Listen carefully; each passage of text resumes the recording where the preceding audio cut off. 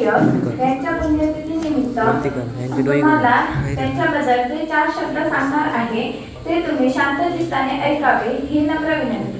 स्वराज्य हा माझा जन्मसिद्ध अधिकार आहे आणि तो मी मिळवणारच, असे इंग्रजांना अतिशय धाडसाने आणि आत्मविश्वासाने सांगणारे व्यक्तिमत्व म्हणजे लोकमान्य टिळक.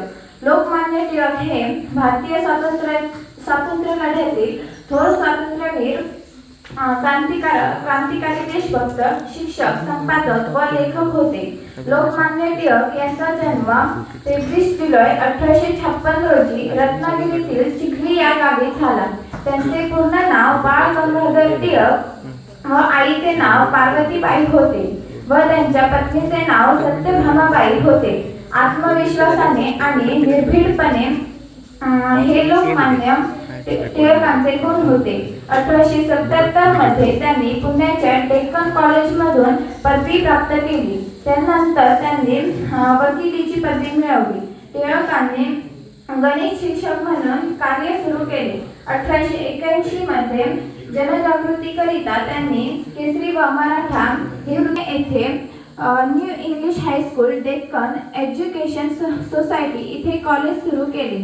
त्यांनी लोकमान्य एकतेची भावना निर्माण व्हावी म्हणून सार्वजनिक गणेश उत्सव व शिवजयंती उत्सवाला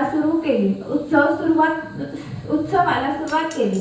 इंग्रजांविरुद्ध आवाज उठवल्यामुळे त्यांना अनेकदा तुरुंगवास भोगावा लागला.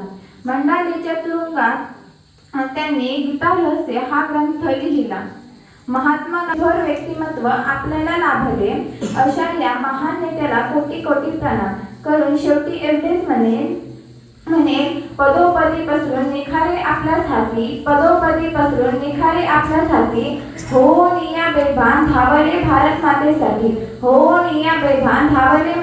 भारत मातेसाठी. कधी न थांबले विश्रांतीस्तव